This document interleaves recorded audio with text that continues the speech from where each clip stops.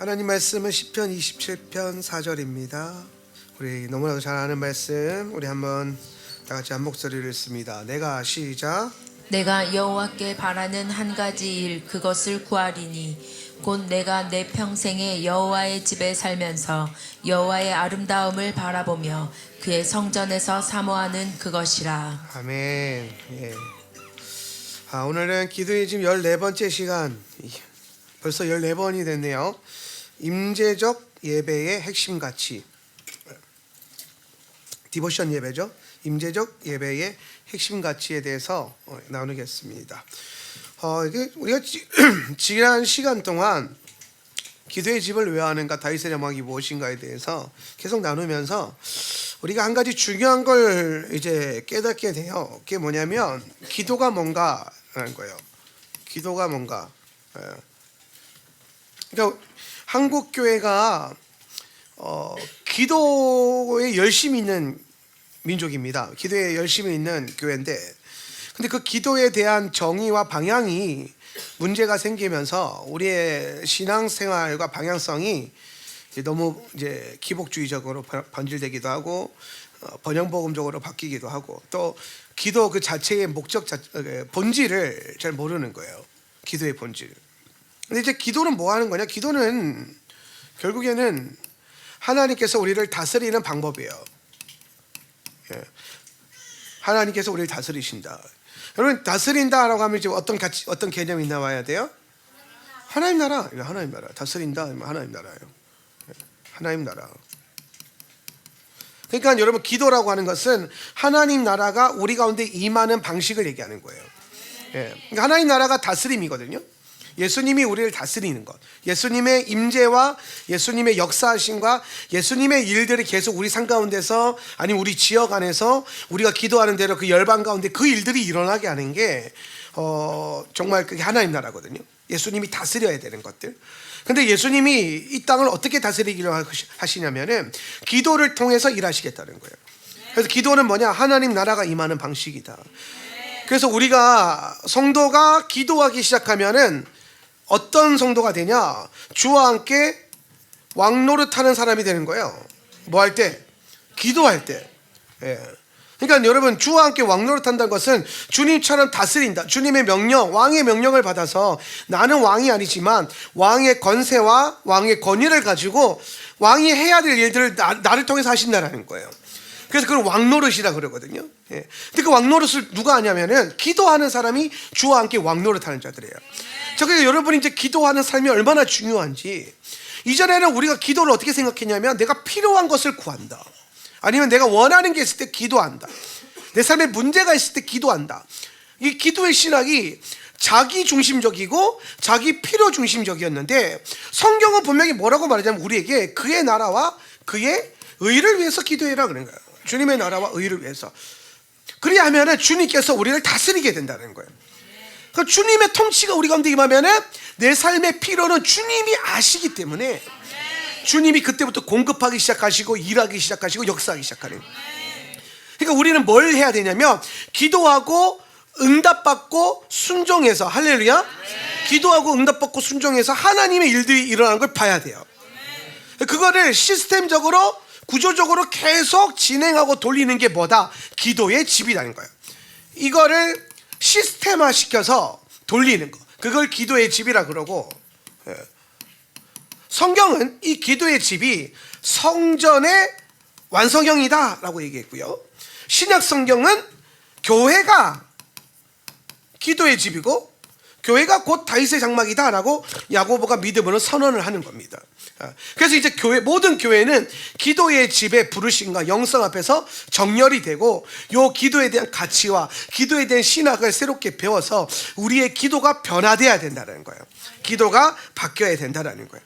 자, 그러면 기도가 하나님 나라가 임하는 방식이다 라고 했을 때, 기도를 통해서 하나님 다스리시고 임하는 방식, 요거를 가장 많이 녹여내고 보여주는 기도가 뭐냐면 중보적 예배예요. 중보적 예배. 오늘 글씨 좀 예쁜 것 같은데? 이 정도에 만족하세요. 할렐루야. 예.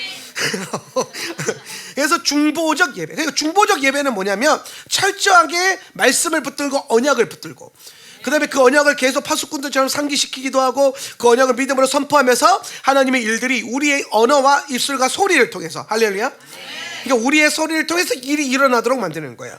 제가 이따가 후반부에 소리의, 지금 이 중보적 예배는 소리가 되게 중요하지만 뒷부분에 오늘 메인 강의는 임재적 예배인데, 임재적 예배는 또 소리 이상의 것이 있어요. 소리를 내지 않을 때에 소리 이상의 것을 발견해야 돼요. 근데 이건 좀 방향성이 다른 게, 내가 소리를 못 내, 그래서 소리를 안 내는 것과 소리를 낼 줄 아는데 더 깊은 것을 위해서 소리를 멈추고 내려놓는 것은 전혀 다르다는 거예요. 여러분, 우리가 훈련을 할 때에 이걸 정말 감각을 잘 세워야 돼요.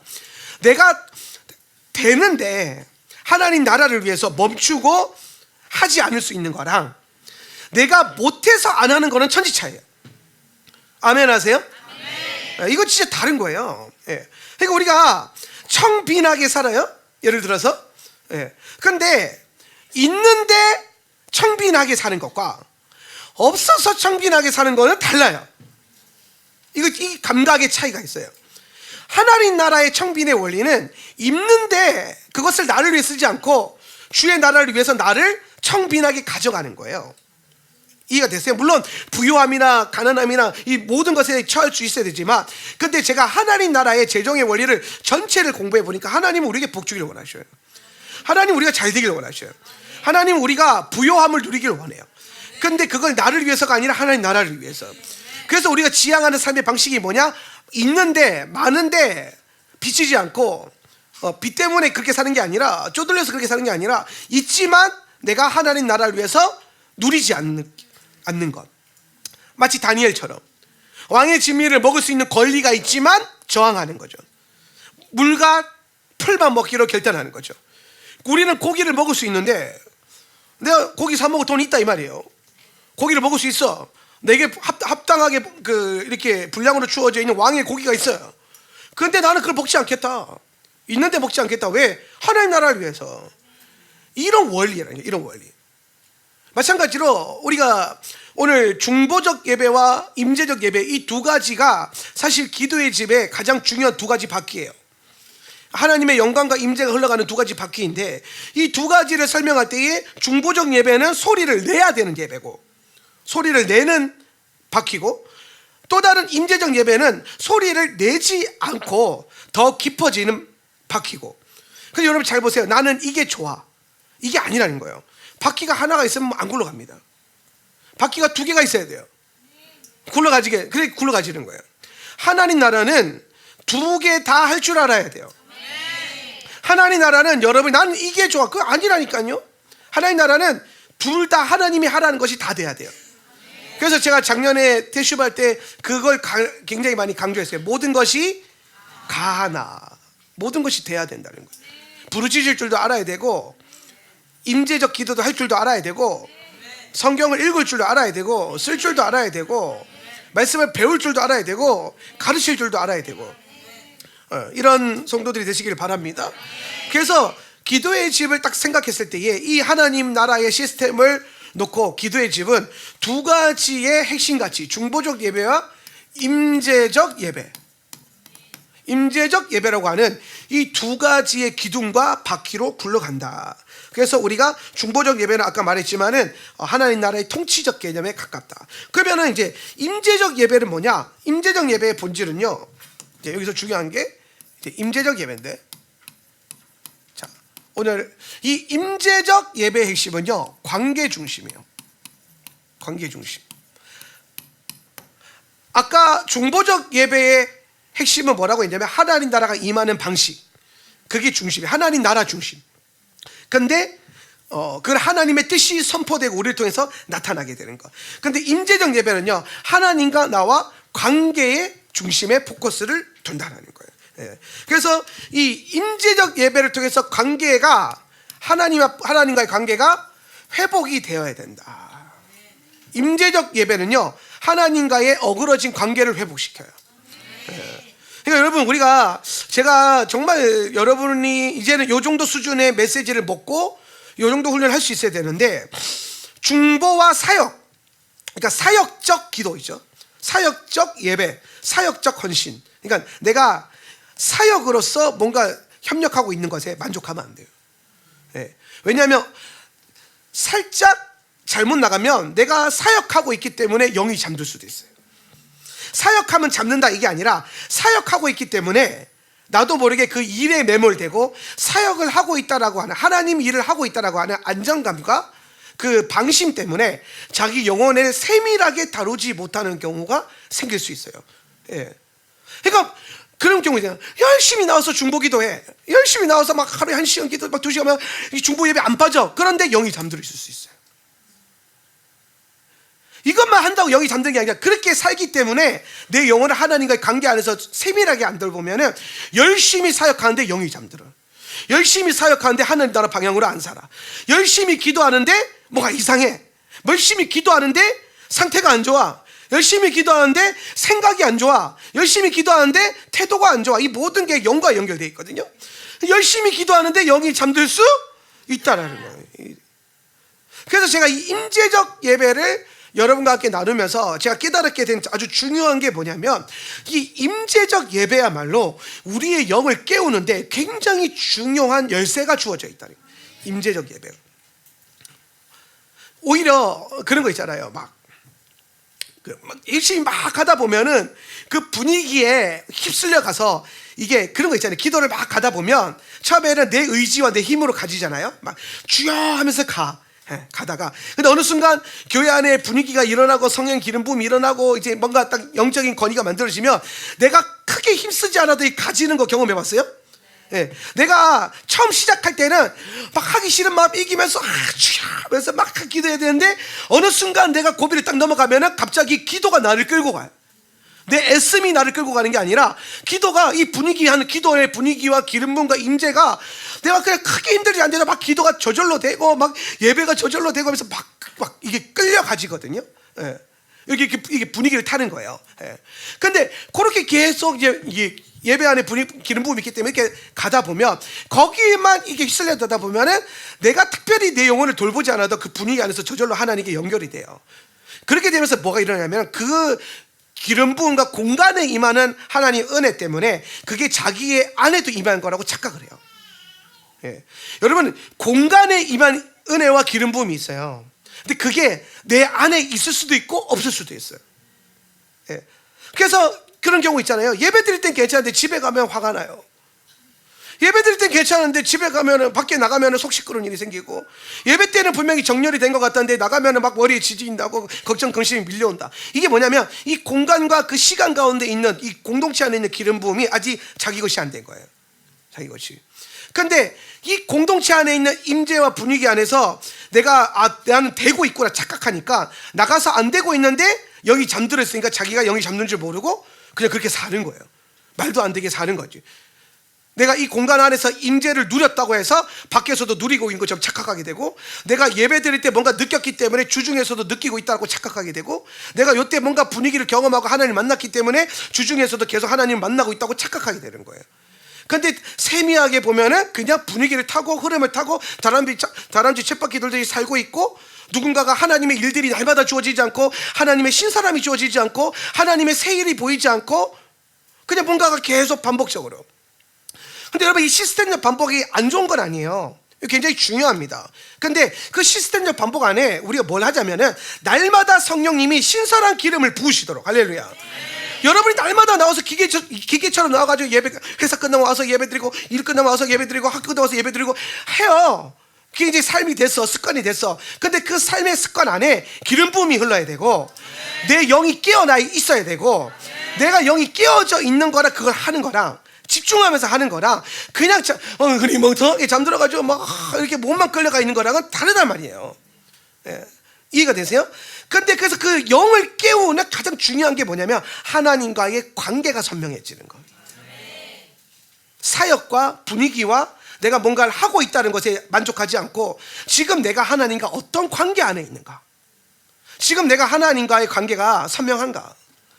예수님의 음성이 제일 쉽게 체크해 볼 수 있는 이거예요. 하나님의 음성이 잘 들리는가. 기도할 때마다 주의 음성이 잘 들리고 들리는 것뿐만 아니라 내 영혼이, 내 삶이 순종이 되는가. 근데 기도할 때마다 응답이 안 되는 것 같고, 뭐 음성이 안 들리는 것 같고, 설교 들을 때마다 졸리는 것 같고. 여러분, 설교 들을 때 피곤해서 한두 번 조는 거는 자연스러운 건데, 설교 때마다 졸고 안 들리는 거는요, 영적으로 막혀 있는 거예요. 문제가 있는 거예요. 예. 그럴 수가 없거든요, 원리적으로. 그러니까 여러분, 피곤하더라도 거기에 타협하지 말고, 예. 그리고 뭔가 깨어나야 될 것 같으면 빨리 깨우고, 정신을 차리자, 정신을 차리자. 오늘 신약 성경처럼 여러분 정신을 차리십시오라고 스스로 자꾸 말을 되뇌면서 깨어나고 정신을 차려야 돼요. 왜? 우리가 잠들거나 영이 잠들어서 영적으로 반응 못하면 어느 순간 또 내 안에 미혹의 영이 들어오고, 내 안에 문제가 들어오고, 원수의 어떤 여러 가지 시험거리가 들어와요. 근데 늘 깨어 있으면, 주님 앞에서 깨어서 딱 정렬되어 있으면은 원수가 여러분 깨어있는 사람들한테 안 달려듭니다. 예. 여러분, 이게 진짜 놀라운 건데, 사자들이요, 동물의 왕국 보면 사자입니다. 이거 보면 걔네는 건강한 놈들, 깨어있는 놈들 안 잡아먹어요. 걔네가 이렇게 가가지고 가만히 보고 있어요. 상황을 보는 거죠. 그러다가 병든 거, 비실비실거리는 거, 늙어가지고 비실거리는 거, 아파서 비실거리는 거, 그런 것들을 딱 체크해요. 그래서 개를 물어요. 새끼들 이런 거 물어요. 건강하고 눈 딱 떠있고 막 손대도, 이게 소가 아니야 이거는. 막 이러고 있는 소들은 절대로 안 물어요. 사자가 싸우지를 않아요. 오히려 그런 소랑 사자보다 사자가 오히려 죽는 경우도 있더라고요. 예, 뿔로 쳐박아가지고. 예, 여러분, 이게 소가요 약한 동물이 아닙니다. 소가 맛있기만 한 줄 알았는데 소가 강해요. 근데 깨어있는 소는 사자도 이기더라. 깨어있는 얼룩말은 사자를 이기더라. 사자도 함부로 못 물더라. 근데 병들어 있으면, 병든 코끼리도 사자가 덤벼들어요. 병들어 있으면. 이해가 되세요? 그래서 여러분, 잠들거나 병들거나 잘하지 않으면 안 돼. 성도는 늘 깨어서 훈련되고 잘하고 자꾸 영으로 깨어서 반응할 줄 알아야 돼요. 근데 그걸 하는 데 있어서 제가 영적으로 가장 중요한 원리가 뭐였냐면, 하나님과 깊은 관계 속으로 자꾸 들어가는 거예요. 예. 물론 우리가 소리를 지르고 통성기도를 통해서 영을 깨우는 원리도 있어요. 예. 그런데 그 원리는 영이 심각하게 잠들어서 입이 안 벌려지는 사람들, 영이 심각하게 잠들어가지고 기도하기 싫어, 그러면서 여러분, 이 속삭임이 오면 무조건 영이 잠든 거예요.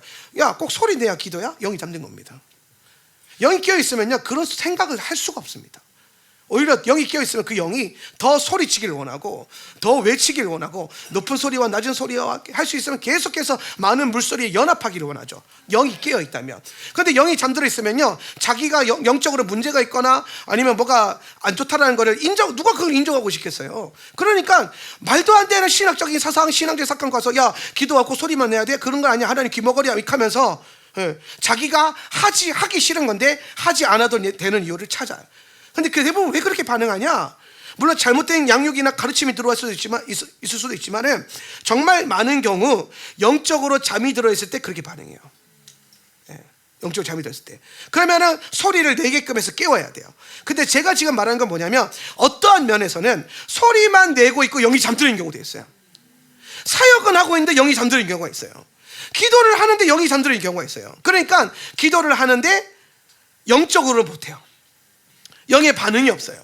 기도하는데 하나님의 임재가 없고 하나님의 어떤 뜻과 하나님의 계시가 물리지 않아. 그냥 나는 기도하고 있어. 기도하는 데만 주력해. 근데 여러분, 거기에서 올라서기를 축복합니다. 하울람 성도님들은 적어도 기도하는 것에 멈추지 않고, 그 기도가 하늘에 상달되고 하늘의 문이 열리고 하늘의 뜻이 이 땅에 내려와서 하나님 나라의 통치가 임하는 것이 경험되어지고, 거기에 동참되어지고, 그 꿈이 꿔지는 기도를 할 수 있기를 바랍니다. 예, 물론 기도를 안 하는 교회들도 있어요. 기도를 안 하는 성도들도 있어요. 그런데 여러분, 여기는 안 하면 이상한 성도들이잖아요. 여기 다 하는데 와서 안 하고 있으면 웃긴 거잖아요.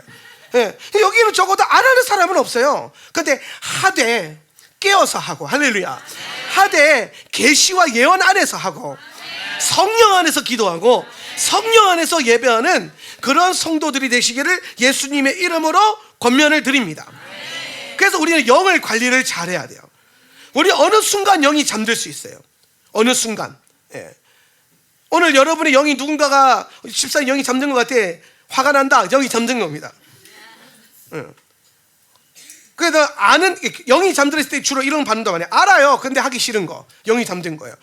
여러분 깨어 있는 사람은요 하게 됩니다. 아는데 안 하게 되는 거 영이 잠들어 있어서 그래요. 똑같아요. 애가 자고 있어요. 얘야 일어나 알아요. 근데 안 일어나지는 거예요. 그 여러분 처음 보세요. 그런 경험 있죠?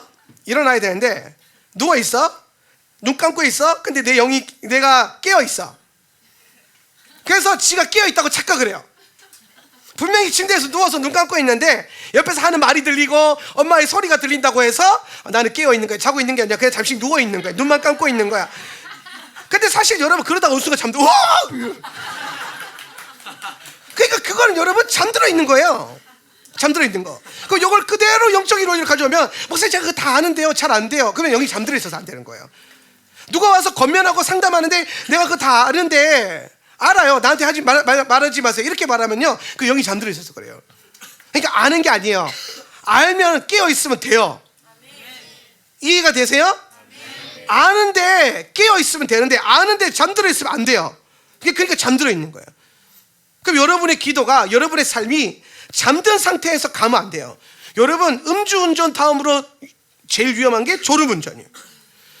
음주운전도 하면 안 돼 인생에. 할렐루야. 네, 음주운전 하지 마세요. 인생을 드라이브하는데 음주를 해?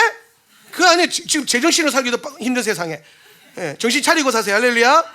근데 음주운전 다음으로 위험한 게 뭐냐? 졸음운전이에요. 졸음운전 뭡니까? 영이 잠든 상태로 살아가는 거.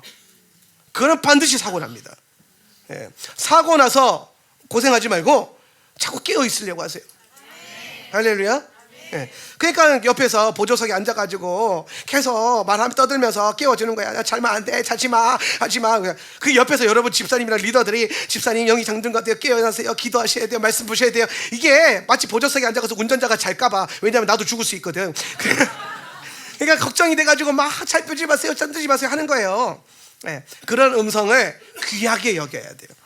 근데 여러분 개인적으로 여러분이 여러분의 영을 계속 세비하게 예민하게 깨어 있도록 유지할 수 있는 게 하나님과의 관계 중심적인 예배에 자꾸 머물러 있는 거예요. 왜냐하면 이런 게 있어.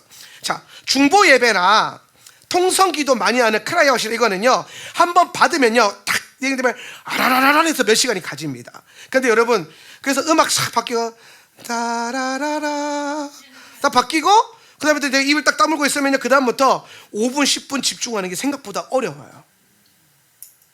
막 달리면서 1시간 기도하는 거 쉬운데 가만히 주님의 임재 앞에서 머물러 가지고 가만히 예수님께 집중하고 있는 게 생각보다 어려워요. 근데 그게 쉬울 수도 있어요. 언제 쉽냐? 영이 깨어 있으면 그게 되게 좋아요. 더 있고 싶고 더 앉아 있고 싶고 더 묻고 싶고 더 듣고 싶고 막 이게 돼요. 근데 영이 잠들어 있거나 영이 선잠 들어 있거나 그러면요 그 시간에 왜 이러고 있지 내가? 그거 앉아 있으면은 이마트 가서 장을 봐야 되는데 내려가서 빨리 줄 서서 제육볶음을 먹어야 되는데 이런 생각이 나를 지배하고 있다. 영이 지금 제대로 깨어 있는 게 아닐 수 있다는 거예요. 근데 영이 깨어 있으면요 그 소킹 음악이 풀어지고 디보션이 딱 들어가잖아요. 그러면은 달리는 게 그냥 내가 달리는 게 아니라 나와 하나님의 관계 안에서 깊게 들어가면서 영이 정말 맑아요. 정말 그 맑은 영이 있어요. 내 영이 이렇게까지 맑고 하나님과 가깝고 주님의 임재가 이렇게까지 가깝게 느껴지는 그 감격이 있거든요. 근데 그게 달리는 기도할 때는 잘 안 느껴져요. 그래서 우리가 1시간 통성 기도했으면 1시간은 소킹도 할 줄 알아야 되고 몇 시간 달렸으면 한 몇 시간은 또 소킹 임재 기도를 임재 예배를 할 수 있어야 돼요. 네. 막 달리다가 나는 이게 시원하다 하고 집에 가면요 혼이 시원한 건지 영이 시원한 건지 알 수가 없어. 예. 알 수가 없는 거예요. 제가 가끔 우리 그 사역 가다가 우리 자매님들이 울면 몇 번 봐주다가 계속 울면 뭐라고 하거든요. 왜냐하면 울면 시원해져요. 마음이 답답할 때 여러분 그냥 억지로 눈물 팍 때려가지고 진짜 농담이 아니야. 나 울어야겠다 하면서 이제 이거 제가 억지로라도 아프다 주여 울면 그렇게 울면서 기도하면요 되게 시원해요. 왜냐하면 눈물이 주는 이 혼을 뭐라고 깨끗게 하고 시원케 하는 은사가 있어요. 그 눈물 안에 있는 기능이 있어요. 그런데 그거가 사실 혼을 깨끗게 하는 거거든요. 예, 혼이 또 깨끗해져야 영적으로 예민해질 수 있거든요. 근데 그거에 맞들려서 뭐 혹시나 내가 울어야만 은혜 받은 거고, 울어야만 성령 받은 거고, 울어야만 하나님이 역사하신 거라고 착각할 수도 있어요. 그래서 제가 이렇게 상태 보다가 저 이상 더 가면 저거는 저 우는 거에 맞들린 건데, 그러면 가서 이러면 자매님 울지 마, 뚝. 그러면 이제 대부분 이렇게 말해요. 목사님 저는 울어야 하나님 만나고, 울어야 눈물, 하나님 만나면 눈물이 그렇게 나요. 이런데 아니, 웃으면서도 만날 수 있어야 되고, 가만히 있어서 만날 수 있어야 되고, 집중해서도 만날 수 있어야 되고, 그리고 울면서도 만날 수 있어야 돼. 근데 하나님 만나게 할 때마다 울고 하나님 울어야만 만나는 거는 그건 이상한 거야. 지은 죄가 많든지. 근데 지은 죄가 또 많이 생겨나서 그렇게 우는 것도 문제가 있는 거예요. 그러니까 울면 시원해지니까 그 감각에 매여가지고 자꾸 이 울려고만 하는 사람도 있어요. 울려고만. 저도 이제 그 어릴 때에, 영적으로 좀 어릴 때에 그 수련회 이런 데 가면은 이제 무조건 수련회 레파토리가 있어요. 엄마 생각해야 되고, 그래서 이제 울다 보면 성령 만나게 되고 막 그러잖아요. 그래서 보면 여러분 그 중고등학교 수련회 할 때 꼭 성령 대망회 때 성령님을 만나게 되는데 엄마한테 잘못한 걸 만나게 하고 막 그런 걸 자꾸 자극해가지고 막 촛불 들게끔 하고 그래가지고 울게끔 하고, 그러면서 그러다 세족식 하면 끝나. 그러면서 막 울면서 막 그래서 울면 은혜 받은 것처럼 느껴질 수도 있는데 사실 그렇지 않을 수 있다. 성령은 인격적이시기 때문에 성령님과의 모든 관계가 스펙트럼이 넓어야 돼요.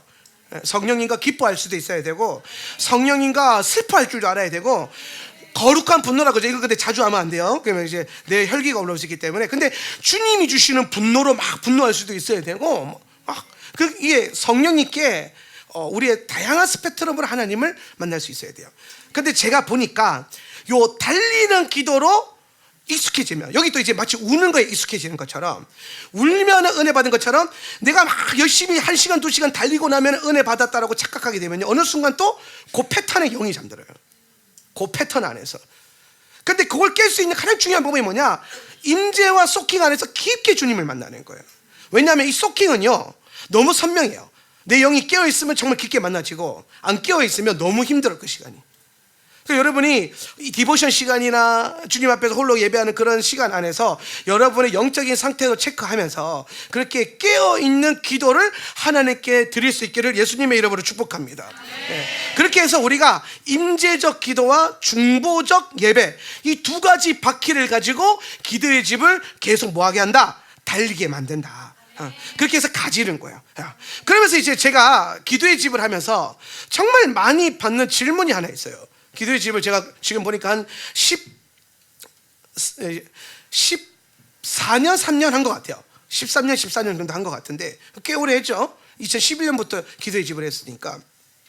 근데 기도의 집을 하면서 많은 목사님들이나 또 제가 컨설팅하는 교회 안에 이제 이 기도의 집을 보고 가서 해요. 그러면 한 달 만에 내려와서 하는 말이 있어요. 이게 어떻게 계속해요, 목사님? 이게 어떻게 계속 됩니까? 그리고 더 나아가서 이제 많은 분들이, 아니 이 레위인들이 어떻게 이렇게까지 헌신이 되죠? 어떻게 이렇게 예배하면서 그렇게 그냥 아무런 그걸 바라보지 않고, 가치를 바라보지 않고 이게 기도하면서 사라지죠? 네? 아니 정말 재정적으로 지원도 너무 척박하잖아요. 최저생계 유지비라고 하는 그 원칙 안에서 어떻게 그렇게 젊은 애들이, 아니면 또 심지어 젊은 애들이 또 쉬워요. 근데 젊은 애들만 있는 게 아니죠. 레위인들 안에 우리 장년들도 있고, 또 나중에 우리 노년들도 그렇게 헌신되어 줄 수 있기를. 할렐루야.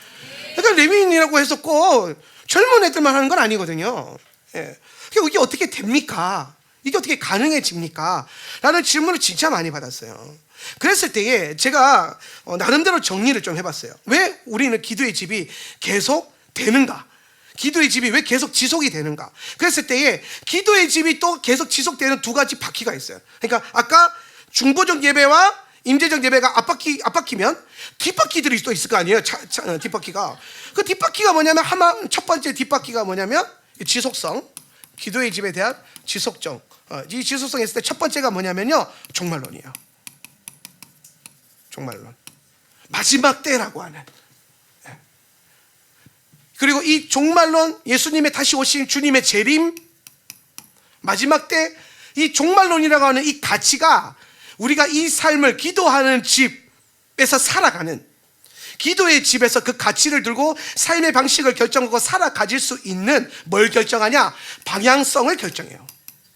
따라서 종말론은 방향성이다. 할렐루야. 그러니까 여러분, 이건 방향성이고 종말론은요, 세계관이에요. 세계관. 이게 정말 중요한 거야. 예. 우리는 성경적 세계관 아니고 어떤 세계관? 엔타임적 세계관. 할렐루야. 성경적 세계관은요, 너무 넓어요. 아무나, 심지어 뭐 너무 인본주의적인데도 채플이 있다고 성경적 세계관이래.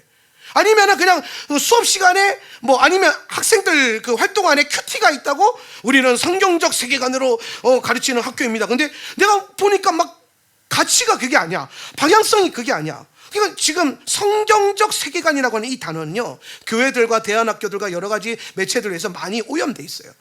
그래서 여러분, 오늘 이 방송을 듣거나 설교 듣는 여러분 안에서 성경적 세계관이라고 해서 안정감을 느끼지 마시길 바랍니다. 성경적 세계관이라고 해서 갔는데 오히려 뭐 목사님인데 이상한 말해 막 갑자기, 목사님인데 막 파란 친구들이 옳대, 예. 목사님인데 막 다 그 막 이게 공산주의처럼 돼야 된대. 목사님인데 막 네 마음대로 살래.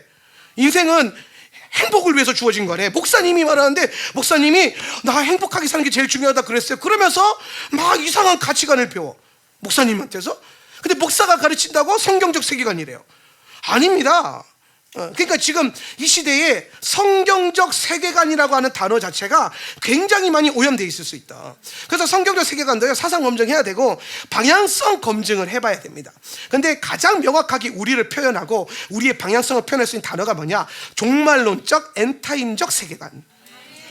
그거 하나면요, 모든 게 정렬이 일어나요. 예수님 곧 오신다. 예수님 오심 앞에 예수님 오심을 준비하고, 할렐루야, 주님의 재림을 준비하고 기다리고 가르치고. 그러니까 이 학생들에게 너네 왜 공부하냐? 예수의 재림을 준비하기 위해서. 할렐루야. 우리는 왜 돈을 벌고 왜 사업을 하고 왜 직장을 다니냐? 주의 재림을 준비하기 위해서. 할렐루야.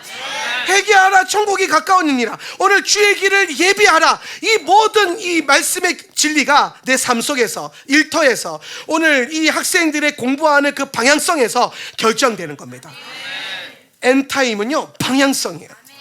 방향성이에요. 이 길로 가는 거예요. 그런데 이 길로 계속 가다 보는데 이 길에 마주치는 친구인 줄 알고 동지인 줄 알았는데 적인 사람들이 자꾸 마주치는 거예요. 그러니까 성경적 세계관이래. 그래서 와, 대단하시네. 그래서 얘기하다 보니까 같은 세계관이 아니야. 같은 방향이 아니야. 그러면서 막 우리를 판단하고 공격하고 이런 일들도 막 일어나는 거예요. 예. 오늘 저는 우리 때뿐만 아니라 우리 자녀 세대들이 정말 이 안에서 이 마지막 때의 세계관을 가지고 공부해서 공부 잘하는 친구들이 좀 있거든요. 공부도 은사니까 다 잘할 필요는 없어, 얘들아. 다 서울대 갈 필요는 없어. 아멘? 공부는 은사예요. 예. 여러분, 다 기타 잘 쳐야 돼요? 다 건반 잘 쳐야 돼요? 아니에요. 예. 기도의 집 한다고 다 예배 잘해야 돼요? 아니에요. 은사예요, 은사. 공부도 은사야. 예. 할렐루야. 예. 그렇다고 해서 공부하지 말라는 얘기는 아니야. 인간이 기본은 해야 돼. 기본. 그런데 특출나게 잘하는 친구들이 있다고요. 은사가 있어서. 그런 친구들이 저는 정말 이 하나님 나라 마지막 때의 세계관을 각자 영역에서 아니 학자가 되든지 사업가가 되든지 아니면 목사가 되든지 뭐가 돼서 그 영역을 정말 이제 들었으니까 바톤을 받아서 더 체계를 잘 잡고 더 학문적으로, 더 신학적으로, 더 열매적으로 막 변증이 되고 증거가 되고 진리를 위해서 인생을 바칠 수 있고, 할렐루야, 죽고자 하는 마음으로 죽기 살기로 하나님 나라를 섬길 수 있는, 죽도록 충성하는 그런 성도들이, 그런 자녀들이 오늘 이 하울람의 터전 위에서 세워지고 나아지고 길러지고 잉태되기를 축복합니다. 그래서 우리의 방향성을 결정하는 한 가지는 딱 뭐다? 한 가지, 첫 번째 가장 중요한 것은 종말론이다. 이 종말론이 선명하기 때문에 기도의 집이 되는 거예요. 기도의 집을 하는 거예요. 예. 여러분 생각해 보세요. 제가 자주 하는 말 있잖아요. 제가 저런 종말론이 없었으면 그 종말론을 나한테 심어준 분이 갑자기 걸어 들어오셨는데, 환란 통과 안 하려고 그랬는데 통과하자 그래가지고 손 붙잡고 가고 있는데, 근데 여러분 그 종말론이 없었으면 제가 이렇게 목회를 힘들게 안 합니다. 예. 누가 인정해 주는 게 아니잖아요. 꼭 그렇게 하라 법이 있는 건 아니잖아요. 매일 예배하니까 오히려 더 이상하게 보잖아요. 가끔 예배하면 정상적인 교회고 매일 예배하면 이상한 교회예요. 이게 무슨 법칙이에요 도대체? 예. 성경 많이 읽히고 성경 공부시키면 이상한 교회고요. 히브리어 가르치면 이상한 교회고요. 그냥 주일에 한 번씩 설교만 하고 설교만 듣게끔 하면요 괜찮은 교회래요. 예. 그럼 나는 왜 그렇게 욕을 먹어가면서 힘들게 사냐? 핵심은 하나요. 예수 그리스도의 오심 앞에 내가 믿음으로 서보니까 그렇게 목회해서는 안 되겠더라는 거예요. 25분 30분 설교해서는 안 되겠더라는 거예요. 예수님의 재림 앞에서 어떻게 30분 설교하냐? 1시간 반은 설교해야지. 할렐루야. 예수님의 재림 앞에서 어떻게 30분 설교 듣고 좋다고 앉아있어요? 1시간은 들어야지. 1시간 반은 들어야지. 끝달라고 할 때 막 1시간 반이 지났는데 목사님 더 원합니다. 막 더 원합니다. 모아. 아멘을 모어로 바꿔야 돼. 막 모아. 그러면서 더 주세요. 생명의 말씀을 더 주세요. 막 그런 갈망이 있어야 되는데 이거 언제 끝나요? 바쁜데. 이렇게 하고 있으면 안 돼요. 그 세계관을 깨야 돼요. 할렐루야. 네. 오늘 우리 안에 귀한 가치, 종말론적 가치, 이게 오늘 기도의 집이라고 하는 이 삶의 방식과 우리의 신앙의 방식을 결정하는데 첫 번째 바퀴가 된다. 정말 중요한 가치예요. 방향성. 그리고 두 번째, 이게 지속성이 되는 두 번째 이유가 뭐냐면요, 두 번째는 친밀함이에요. 친밀함. 왜 지금 제가 기도의 집의 지속성 얘기를 하냐면은 이 친밀함의 얘기를 하려고 그래요. 임재적 예배. 오늘 임재적 예배가 뭐라고 했어요? 관계 중심적인 예배. 그러면 그 하나님과의 관계, 하나님과 우리가 관계 중심으로 나아가면 어떤 일이 일어난다? 친밀함이 만들어진다. 그러면 친밀함이 갖고 있는 게 뭐냐면은, 친밀함은 기도의 집에서 살 수 있는 힘을 줘요. 여러분, 이게 방향이 옳다고 해서 쉬운 일이 아니에요. 맞아. 그거 있잖아요. 맞는데 목사님 힘들어요. 그렇게 하는 거 알겠는데 너무 힘들어요. 목사님 꼭 이렇게까지 해야 돼요? 알겠는데 다른 교회는 안 하던데 왜 우리만 이걸 이렇게 하고 있어요? 그런데 나스로는 가보면 우리만 그러는 게 아니네. 그래서 거기 있는 다 그래서 다 피해자들의 모임이잖아요. 라스로의 부채가 그 기도의 집 피해자들의 모임, 엔타임 피해자들의 모임. 그러니까 나만 당할 수 없다 이런 느낌으로. 그래서 꺾이지 않는 거예요. 할렐루야. 근데 옳다고 해서 쉬운 일은 아니더라고요. 옳아서 저절로 되는 건 아니더라고요. 그런데 기도의 집을 해보니까 왜 이게 되냐? 이 되는 힘이 어디서냐? 하나님과의 관계 안에서 얻었던 친밀함이라고 하는 그 가치, 이게 영성이기도 하고 가치이기도 해요. 그래서 이 친밀함이 있기 때문에 뭐가 안 되나? 포기가 안 돼. 친밀함이 있기 때문에. 우리 그런 얘기 하잖아요. 분명히 하루 종일 일하고 힘들어 죽겠는데 와서 예배 드리고 보면 예배 딱 끝나면 와 하고 힘이 부어지고, 그래서 같이 또 내일 또 예배하자. 그렇게 하루 이틀 예배하다가 여기까지 오는 거예요. 분명히 힘들었는데 예배 끝나고 나면 힘이 나. 분명히 배부르고 졸렸는데 예배하고 나면 배가 고파. 그래서 야식을 또 먹게 되고, 어느 순간 내 배가 베들레헴이 되어 있고. 그런데 이 성경가 참 좋아해요, 이런 개그를. 자, 그래서 이제 어른들은 가끔 이렇게 내가 개그하면 왜 저래 막 그러거든요. 그런데 우리 성경은 늘 저한테 그러세요. 목사님, 저는 목사님 설교가 너무 좋아요. 목사님 개그가 너무 행복해요. 좋아요. 너를 즐겁게 할 수만 있다면 베들레헴. 근데 우리가 그런 삶을 살 수 있었던 힘의 근원이 어디서 오냐면 관계예요. 친밀함.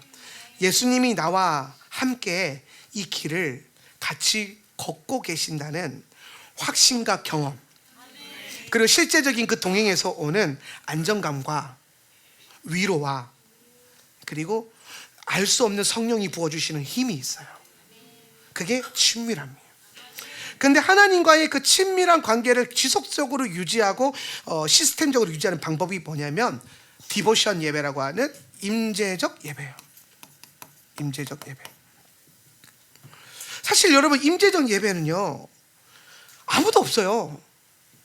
뭐 TCC나 이런 큰 데 가면요 그래도 한 뭐 좀 앉아 있던데, 임재적 예배 해도. 근데 우리 교회는 임재적 예배 하면요 혼자서 진짜 혼자서 다 뚫어내요. 막 어느 날 보면 제가 밑에서 방송 듣다 보면은 너무 좋을 때가 있어서 올라와 보거든요. 그러면 아무도 없어. 너무 아까운 거예요. 그런데 아무도 없는 그 텅 빈 예배당에 혼자 앉아서 찬양하면서 주님만을 더 원한다고. 그러니까 이게 사람이 없으니까 주님을 원할 수밖에 없어요. 사람이 있으면 내 뭐 다른 걸 원해 볼 텐데 이거 뭐 아무것도 없으니까 예수님만을 원하게 되는 거예요. 그러면서 이게 원띵이 되고 광야의 영성이 만들어지는 거예요. 제가 그래서 어느 날 이 기도실이 광야구나 이게 깨달아지는 거예요. 여기가 미드바르구나. 그래서 레위인들이 뭐 사역자들이 말 안 들으면요 제가 모든 사역을 중지시키고 기도실을 하루 종일 짱박아놔요. 그게 우리 근신이에요. 뭐 하루 종일 기도실에서 아무도 없어요. 그러면 이제 예배 시간 앉아서 있는 거예요. 그러다 보면 무슨 생각이 들까요? 하나님 원합니다. 이게 아니에요. 온갖 자아가 올라오면서 내가 왜 이러고 있어야 돼? 부터 시작해서 목사님은 남을 싫어하나 봐. 부터 시작해서 막 온갖 마음들이 회오리 치면서 온갖 자아와 쓴뿌리와 막 그래서 지금 입에서 단내라고 쓴물 나고 막 해서 여기에 마라가 여기 있어요. 근데 그러다가 그 씨름을 가다가 어느 순간 내가 나를 포기하고 나를 내려놓고 나에게 오는 조명을 거부하기 시작하고 예수님을 오롯이 보기 시작하는 그 순간부터 주의 음성이 들리고 주님의 마음이 누려지고 내가 혼자 있는 줄 알았는데 그래서 억울했는데 내 옆에 예수님이 계셨네? 그러면 할만하지. 아무도 없는 줄 알고 왜 아무도 없는 거야? 이거 왜 시키는 거야? 막 그래서 그런데 그 과정을 지나고 나니까 어느 순간 여기 예수님 계시는구나. 예수님 하면서 막 달려가는 거예요. 막 기타로 달려가고 있는 자기를 발견하는 거예요. 그러니까 오히려 여러분 그게 딱 그때가 되면요 사람이 있는 게 더 불편해져요. 왜? 걸거치거든. 예수님께 나 달려가야 되는데 앞에서 막 하고 있으면 걸거쳐. 그러니까 진짜 여러분 진짜 영광이 임하고 진짜 관계가 선명해지면요 사람이 오히려 걸리적거려요. 사람이 주는 그 영광과 칭찬과 조명이요 오히려 거슬려요. 왜? 진짜 영광을 가려버리니까. 진짜 영광이 있는 사람들은요 가짜 영광을 구하지 않습니다. 하나님의 영광이 떠나니까 가짜 영광으로 채우고 싶은 거예요. 자기 욕망으로 채우고 혹은 뭐 자기가 원하는 자아로 채우고 스포트라이트로 채우고 칭찬으로 채우고 돈으로 채우고 온갖 걸로 채우려고 하는데 안 채워져요. 근데 진짜가 오잖아요. 예수님의 영광이 임하잖아요.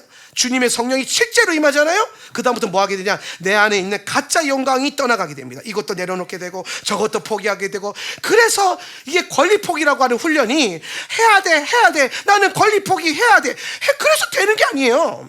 영광이 임하면 주님을 사모하게 되면 내 안에 예수가 가득 차게 되면 주님으로 더 채우고 싶으니까 하나씩 덜어내는 거예요. 하나씩 포기하는 거예요. 그래서 그리스도인의 권리 포기가 저절로 그리스도 안에서 이루어지는 거예요. 그러니까 이게 맑은 물기와 똑같은 거예요. 주님의 영광을 구하고 주의 임재를 구하세요. 주님의 실제적인 동행을 구하세요. 예수님의 살아계신만을 구해보세요. 그러면 내 안에 있는 수많은 어지러움과 시련과 괴로운 모든 것들이 어느 순간 퐁퐁퐁퐁퐁 하면서 흘러 넘쳐요. 오늘 계속해서 주의 영광이 임하면 내 안에 있는 쓴물이 다 흘러넘쳐서 다 밖으로 뱉어지고 내 안에 주님의 성령의 생명수만이 남게 되는 거예요. 아멘. 할렐루야. 주님의 영광을 사모하고. 근데 그런 영광을 사모하고 관계를 사모하고 임재를 사모하기에 가장 좋은 예배가 뭐냐? 임재적 예배, 임재적 삶. 이게 다르게 표현하면 저는 이렇게 표현하고 싶어요. 임재적 이라고 하는 것을 다르게 표현하면은 머무름. 아버지 앞에, 주의 영광 앞에, 주의 임재 앞에 머물러 있길 원하는 영성. 머무르고자 하는 영성.